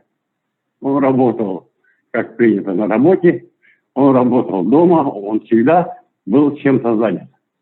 И особенно он увлекался, вот я уже писал свое воспоминание, тем, что язык должен быть грамотным. Юрист должен писать грамотно, юрист должен понимать, что такое терминология. Он придавал очень большое значение. Вот сегодня юристы употребляют все, что попало, иногда не поймешь, о чем он вообще говорит. Конкретный термин должен быть конкретный смысл нести. Человек должен выражаться предельно просто, ясно и точно. И знать точно, что он хочет кому-то передать. В этом смысле, конечно, вот отец в этом плане был очень четко последователь. Он прекрасно старался изучить до конца русский язык. Он всегда придирался к ошибкам, к оборотам.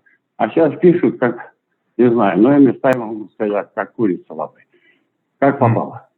Поэтому я хотел бы вот сказать, что столетие, да, хотел бы передать молодым юристам вот, заповеди вот моего отца, писать грамотно, писать понятно, объяснять доходчиво, чтобы все понимали, что и кто хочет сделать.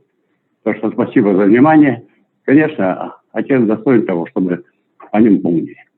Спасибо, Михаил Михайлович, вам огромное. И я от себя хотел бы добавить, что у вас тоже очень большой вклад в развитие республики. Вы один из тех людей, которые разрабатывали проект устава акционерной компании «Алроса», когда мы только его создавали, защищали интересы наших предприятий, интересы республики по Якутуглю, по другим бюджетообразующим. Поэтому мы вас высоко оцениваем как высококвалифицированного юриста. Но сейчас я... Да. Одну секунду. Решение по Якуталмазу, оно имеет силу закона. Почему сегодня вокруг этого ходят, учить не могут? Потому что Высший арбитражный суд принял решение, и никто, кроме него, не мог бы, а его сегодня нет. Пересмотреть нельзя. Спасибо. Спасибо большое. Так, Сардана Михайловна, человек дисциплинированный. Вот, доверяя именно ее дисциплине, я даю ей слово. Но буквально я должен говорить, что минуты 3-4, потом мы дадим слово юному поколению. Из родного Татинского УСа выступит Местиков Аслан. Вот. Дальше у нас на очереди глава, сам глава Татинского района Михаил Михайлович Суров, всенародно избранный. Вот у меня записано еще Михаил Егорович и Иван Иннокентьевич. Вот вы представляете, так сказать, мои чувства. Разговор очень такой содержательный, и я вам тоже дам буквально по 2-3 минуты. Хорошо? Пожалуйста, Сардана Михайловна. Включите микрофон, пожалуйста. Добрый день, уважаемый Александр Николаевич, уважаемые участники общественного консультативного круглого стола «Кустук». Сегодня, конечно, для меня это большая честь выступить с воспоминаниями о моем преподавателе Михаиле Михайловиче Федорове. Надо сказать, что этот круглый стол объединил многие поколения, многих тех, которые работают и работали во благо развития Республики Саха-Якутия, Российской Федерации. Поэтому, конечно, всем низкий поклон. И считаю особо значимым сегодня участие на круглом столе 3 уполномоченных по правам человека в республике: первого уполномоченного по правам человека Захарову Федору Николаевну, затем Ефимова Алексея Михайловича, потому что действительно в эти дни особо подчеркивается, что Михаил Михайлович был защитником Родины, защитником Отечества и защитником во всех больших смыслах. Михаил Михайлович, я благодарю Михаила Михайловича, поскольку после него несколько легче выступить, потому что Михаил Михайлович для нас, тогда студентов 90-х годов, вписался удивительным образом в образ отца, доброго, строгого и справедливого. Период нашей учебы, как вот все сегодня замечают, он совпал с развалом страны, это 90-е были годы, начало 90-х годов, учебных пособий практически не было. И мы изучали многие актуальные вопросы по публикациям в журнале «Государство и право». Приходилось писать много конспектов, и без них невозможно было сдать экзамены. Михаил Михайлович Федоров был для нас первокурсником большим авторитетом. Студенты слушались и боялись, и радовались. И для него было присуще отличное чувство юмора. Как мы, правозащитный институт, который, конечно, как и остальные, стоит на принципах гуманности, хотела бы его несколько очеловечить, его образ. И наши однокурсницы ПРО-91 придумали песню про Михаила Михайловича Федорова, на известную песню «Айсберг», которую исполняла Алла Пугачева. Ледяной горою в аудиторию Михаил Михайлович заплывает. Ничего он не знает и меня не замечает под сводами очков, поскольку он всегда смотрел сквозь очки и казался для нас неприступным. Как правило, лекции по теории государства и права шли без перерыва 4 пары подряд. И мы никогда не замечали, чтобы Михаил Михайлович уставал, осанка была всегда безупречной. На семинарских занятиях были случаи, когда студенты не были готовы, и отдельным смекалистым студентам приходилось выходить и отвечать на вопрос семинарского занятия со старым учебником. Но как-то чрезмерно увлекшись чтением, студентка вызвала неподдельный интерес Михаила Михайловича, который поднес палец к губам, изображая тишину, подкрался на цыпочках, увидел учебник и сказал: «Эх, Иванова, садись!» Аудитория взорвалась от смеха. Михаил Михайлович был великодушным и двойку не поставил. Времени совсем мало остается. И вот еще один такой вот пример его чувства юмора. Михаил Михайлович, проверял наши курсовые работы И одна наша студентка сдала. Значит, и он обнаружил на первых страницах записку и спросил: «Иванова, вы мне записку отправили?» И спросил. Однокурсница отвечает: «Нет, это не вам». А Михаил Михайлович будто не слышит и дальше читает записку. «Какие планы на вечер?» Все, кто был в аудитории, мы все упали, ну, в кавычках, под парты от смеха. То есть надо отметить, что сложнейший предмет мы осваивали отличным, хорошим настроением.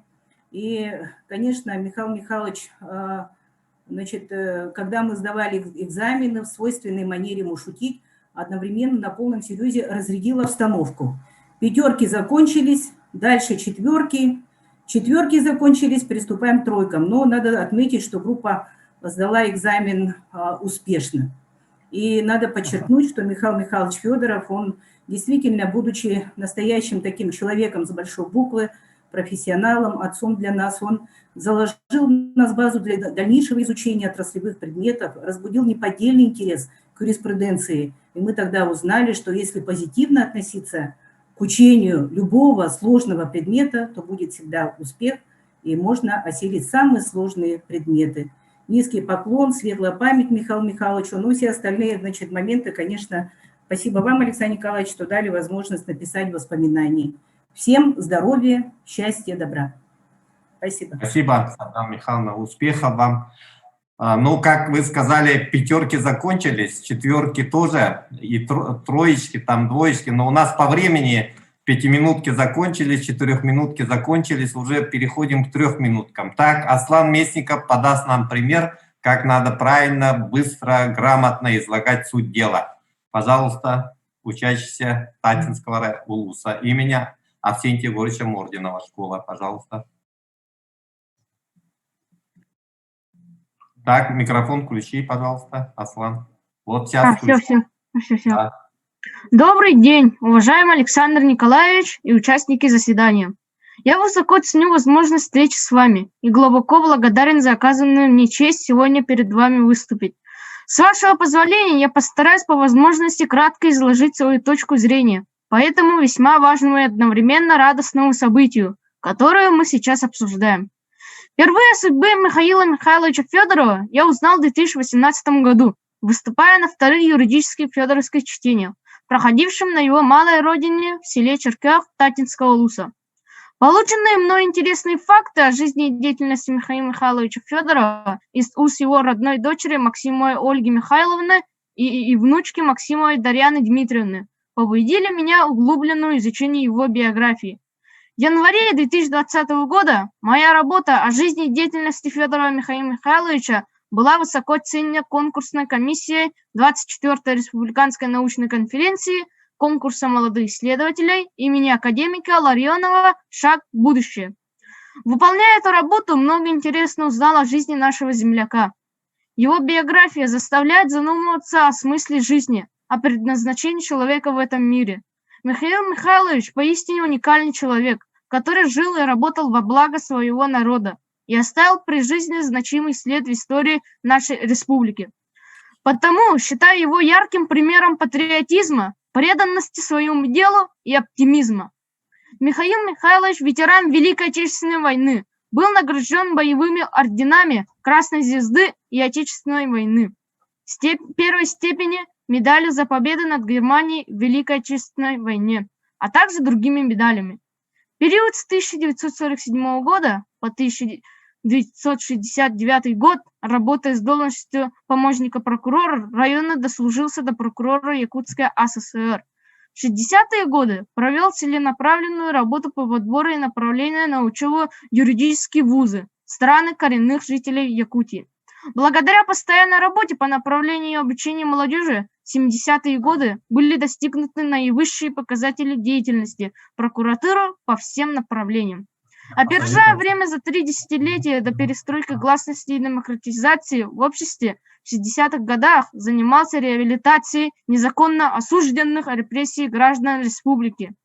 Михаил Федоров лично добился реабилитации первого теоретика и критика якутского театра, основоположника якутской литературы Анимпадиста Ивановича Сафронова Алампа. Он в течение всей жизни учился и занимался самообразованием. Тяга к образованию и долгий путь к знаниям привели его к получению степени кандидата юридических наук, а позже ученой степени доктора юридических наук. Им опубликовано более 272 научных и печатных трудов, в том числе 11 монографий, 6 сборников документов и материалов, 22 учебно-методических пособий.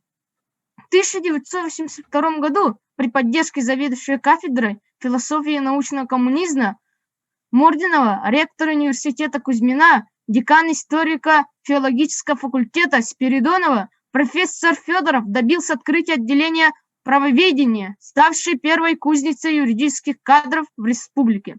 Михаил Михайлович Федоров также является заслуженным деятелем науки Республики Саха-Якутия, заслуженным юристом Республики Саха-Якутия, почетным гражданином Республики Саха-Якутия, города Якутского, Алданского и Татинского районов, почетным членом Академии наук Республики Саха-Якутия. Имя Михаила Михайловича Федорова увековечено в государственной премии в области юриспруденции его имени, которая ежегодно вручается лучшим юристам республики. По инициативе председателя Конституционного суда Республики Саха-Якутия, председателя Якутского регионального отделения Ассоциации юристов России, доктора юридических наук, профессора Александра Николаевича Ким-Кимен и судьи Конституционного суда Республики Саха-Якутия Игоря Игнатьевича Николаева. Начиная с 2017 года ежегодно в стенах СФУ и на его родине в Татинском Улусе проводятся юридические федоровские чтения. Жизнь, трудовая и научная деятельность Михаила Михайловича Федорова достойны восхищения и преклонения. Весь опыт его работы показывает, что даже родившись на селе, человек может стать известным и успешным. Каждое время выдвигает своих героев, и для того, чтобы ничего не исчезло бесследно, чтобы память о выдающихся гражданах своего Отечества не прерывалась, надо, чтобы о них знало как можно большее количество людей, несмотря на смену поколений. Долг каждого человека уважительно относиться к истории родного края, научиться хранить память об исторических личностях и событиях, связанных с его народом. Я убежден, что знание истории Родины и людей, прославивших ее, может качественно повысить уровень патриотизма у подростков, положительно повлияет на формирование их личности. Любому обществу нужны мужественные, смелые, инициативные, дисциплинированные, грамотные люди, которые были готовы работать, учиться на его благо и в случае необходимости стать на его защиту. Мы должны помочь себе найти дорогу к добру, справедливости, испытывать чувство гордости и гражданского достоинства. В заключение хочется добавить, что... В заключение хочется добавить, что достойную память об уникальных и удивительных людях помогает сохранить созданный в их честь памятник. Как нам известно, памятник Михаилу Михайловичу нигде не установлен. Я уверен, что в случае установки ему памятника это, безусловно, для всех будет ярким примером патриотизма, преданности своему делу и оптимизма.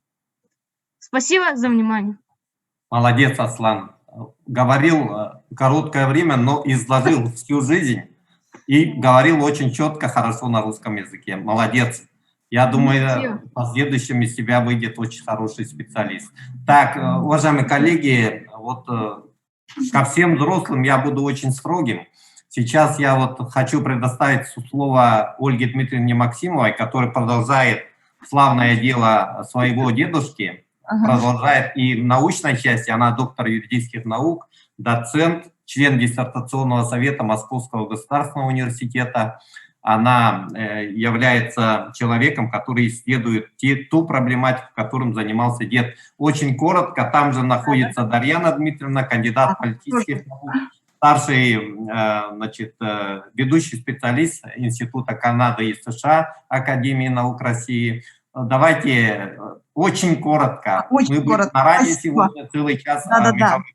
Да, мы очень коротко. Мы хотели бы всех поблагодарить за такой хороший круглый стол, за теплые слова, которые вы говорите в адрес дедушки Михаила Михайловича. Он был бы очень рад, да, и для нас это просто, ну, как-то вот действительно в душе праздник, да, сегодня. Большое спасибо. А так я хотела бы от себя добавить, ну, чтобы внести какую-то лепту, да, в наш разговор, что дедушка, между прочим, несмотря на возраст, несмотря на то, что он там коммунистом был активным, активным. Он очень активно и, можно сказать, страстно включился в строительство новой жизни, в строительство новой государственности. И он очень уважал права человека, демократию и все то, что сейчас составляет основу российской правовой системы. Например, его любимым ученым, юристом российским был Сергей Сергеевич Алексеев. Например, меня он заставлял переписывать Всеобщую декларацию прав человека. И я думаю, что доказательством моих этих слов, да, является то, что все якутские юристы, его ученики, убежденные сторонники защиты прав человека, никогда не пойдут против, пойдут всегда против несправедливости и будут бороться до конца и добьются победы. Да? Здесь я хотела бы привести пример его борьбы за анимпадиста Ивановича Сафронова, когда против обкома партии он даже пошел в свое время и через Генеральную прокуратуру добился полной реабилитации основоположника якутской литературы. Ну и в заключение я бы хотела что еще сказать, что мне дед дал. Да, работала я в Якутском университете, к сожалению, какое-то время, да, училась я у него, мне ужасно повезло, не ужасно, вообще, конечно, это огромное счастье, что так получилось, что теорию государства и права преподавал именно Михаил Михайлович. И сегодня он мне помогает, потому что я и деканом юридического факультета в бывшей высшей комсомольской школе, ныне Московский гуманитарный университет, стала благодаря его школе как именно организатор юридического образования. То есть я все видела, знаю и могу бороться за сложную эту систему, которая все время становится более трудоемкой. Спасибо за внимание, Александр Николаевич, большое вам спасибо за предоставленное слово. Дарья.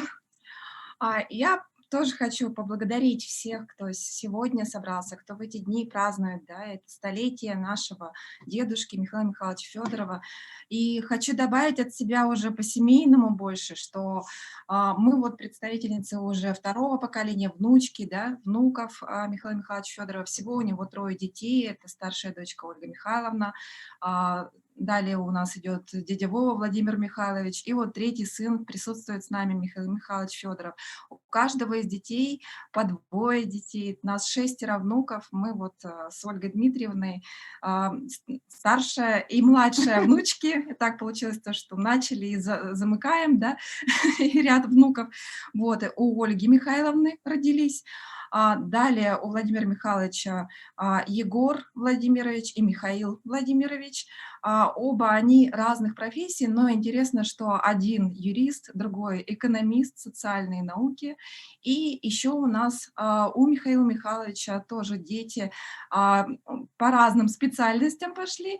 Это у нас Айталина Михайловна и Михаил Михайлович III. Да, они у нас экономисты. Да, Михаил Михайлович III еще юрист. Да, то есть, юристы, да.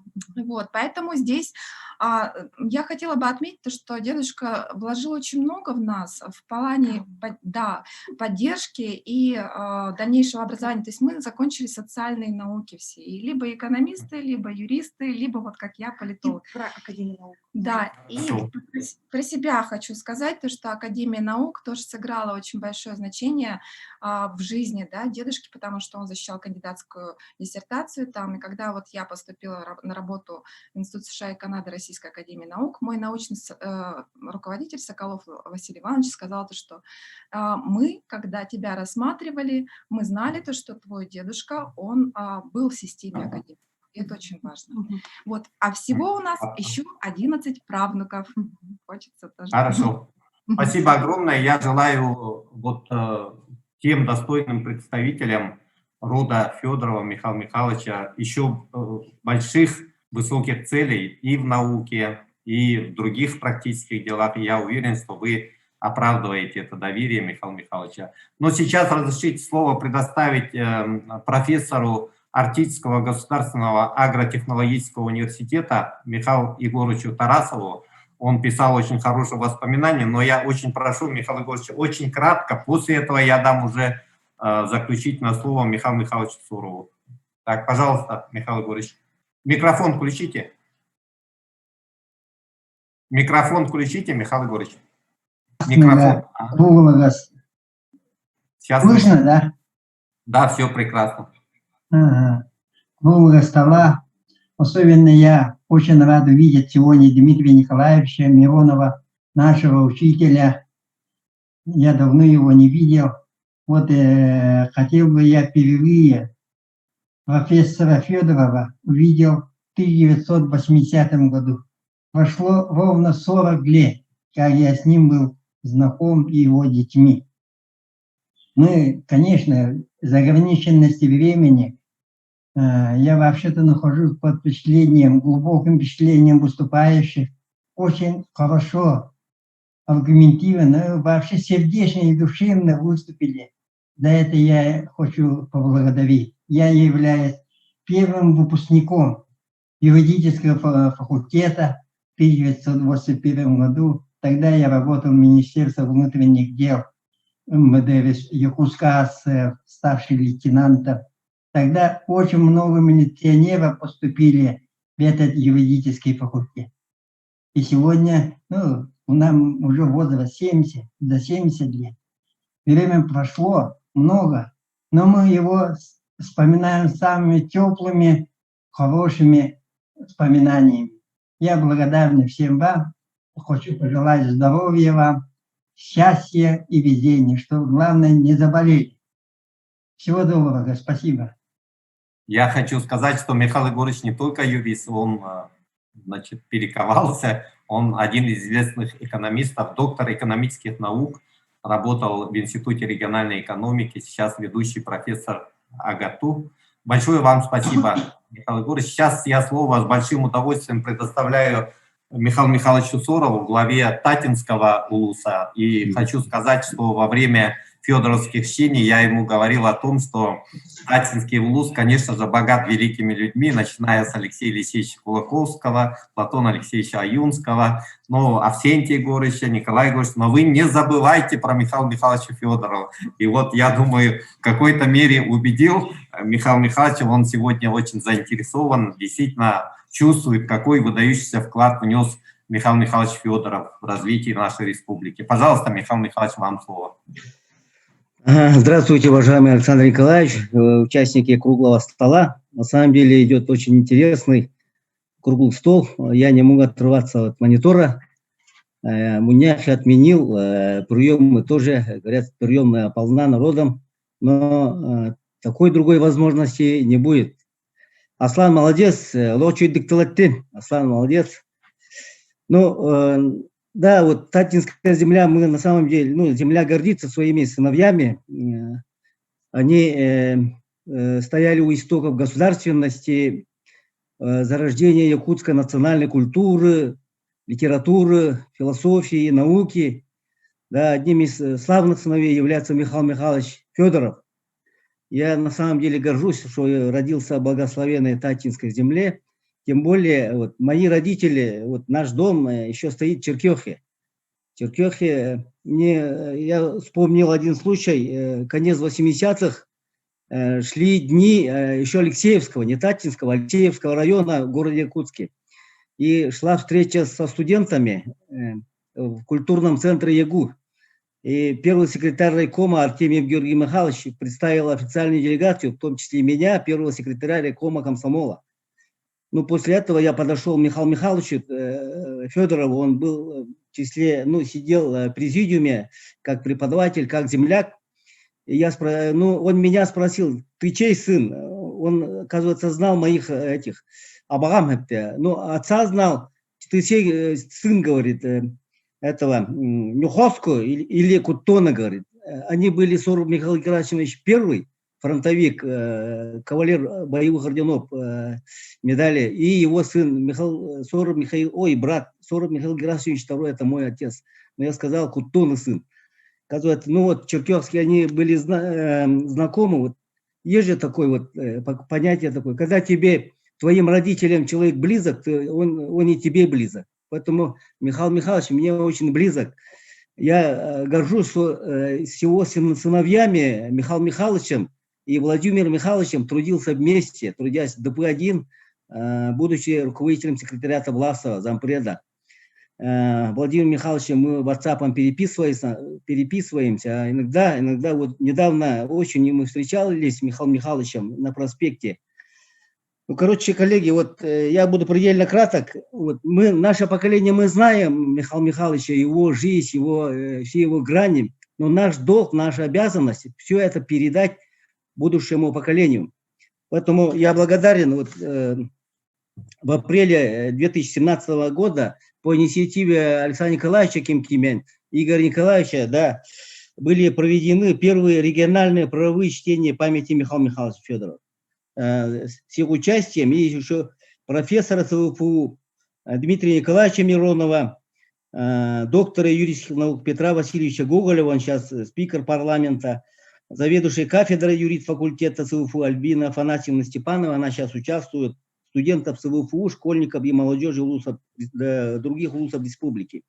Тогда же было подписано соглашение о взаимодействии и сотрудничестве между нашим УЛУСом и Якутским региональным отделением Всероссийской общественной организации Ассоциации юристов России в сфере оказания бесплатной юридпомощи и правового просвещения населения. Мы сейчас стали оказывать населению бесплатную, выезжаем и оказываем бесплатную юридпомощь. Народ на самом деле приходит, очень много народу приходит, и такая встреча очень нужна, востребованная встреча, коллеги.